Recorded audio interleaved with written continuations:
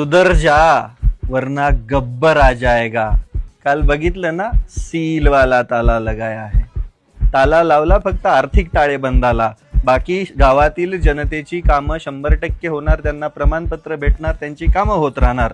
Seal काय इथं नाही लावलं, आत लावलंय कपाटाला. पण एक गोष्ट आहे, तुम्हाला तुमच्या ग्रामपंचायतमध्ये लय घोळ झालाय वाटतंय ना, तर मग सगळ्यात पहिलं ताळेबंद आंदोलन करायचं, सगळ्या गावाने एकत्रित यायचं.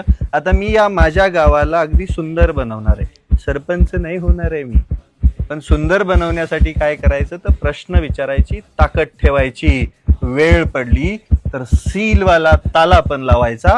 पण गावांचा विकास होणं सगळ्यात जास्त जरुरी आहे, कारण की गावातील काही भिकार चोट चाबी वाला ताला नहीं,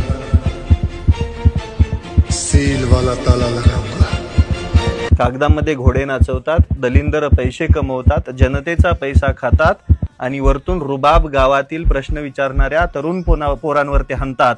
तरुण पोरांनो, इथून पुढे तुमच्या गावामध्ये भ्रष्टाचार होत असेल, इथून पुढे तुमच्या गावामध्ये गाव पुढारी दलिंदर सरकारचा आलेला पैसा खात असतील, कामं नीट करत नसतील, तर तिथं उभं राहा. तुमच्या पाठीमागं टीम गब्बर आहे.